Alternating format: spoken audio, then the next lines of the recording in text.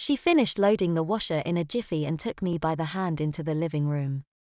Pauline picked me up and sat me down on the couch before sitting down herself. She turned to me and said, "Honey, I know you didn't mean to wet the bed, but I want you to understand that I can't have you ruining the mattress by peeing on it. We're going to have to take some steps to protect it and the bed linens too. Do you understand? I stopped by Walmart on the way home and bought you some new clothes to wear until I can change you back. I was afraid that you'd be angry with what I found for you to wear, but now I understand that I did the right thing. You understand that it's very difficult to find clothes for someone your size. About all they had was toddler's clothes." She pulled a shopping bag close to her feet and continued, "These are the only clothes that I could find that came even close to what you normally wear."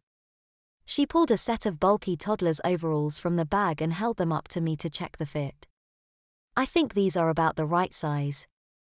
If the cuffs are too long I can take them up, but it shouldn't matter that much. I don't think you'll be wearing them for too long anyway. I found a shirt too, let me check the size." She took a pullover knit shirt from the bag and said, "Put these on, honey. I can take them back if they don't fit. I can't take them up like I can the overalls." I put out my arms and she helped me put on the shirt. She looked at it a few minutes and said, "Okay, you can take them off now. I just wanted to see if they'd fit." I struggled with the shirt for a few moments and found myself being undressed by my wife like a small child.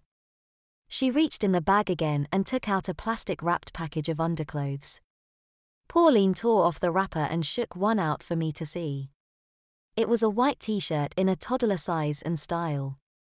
She gathered the shirt up in her hands and worked my head through the neck before pulling down the bottom of the shirt and smoothing it against my body. "There you go, a perfect fit," she said, putting her hand back into the bag and taking out another package.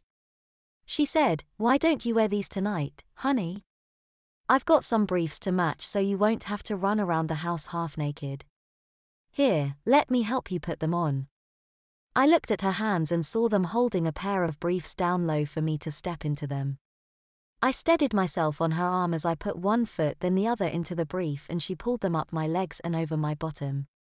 She looked at me and smiled while saying, "They're exactly the right size. I was so afraid they'd be too small for you. I guess I keep thinking of you as bigger than you really are." I grimaced at the implied thought and thought to myself, they do feel like they fit well, even if they are toddler's underwear.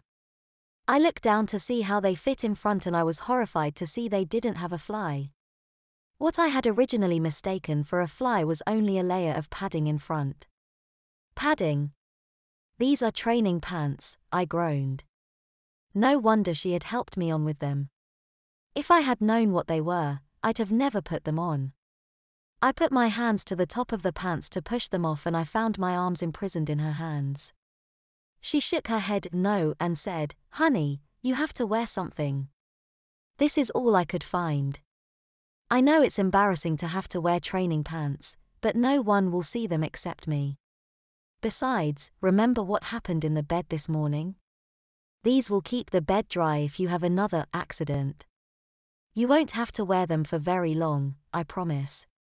These are only temporary until I find something else for you to wear. Come on, be a good boy and wear them for me, please. Boy, I thought to myself with affronted dignity, just who the hell is she calling boy? I may have the body of a child, but that doesn't mean she can treat me like one. She's my wife, not my mother.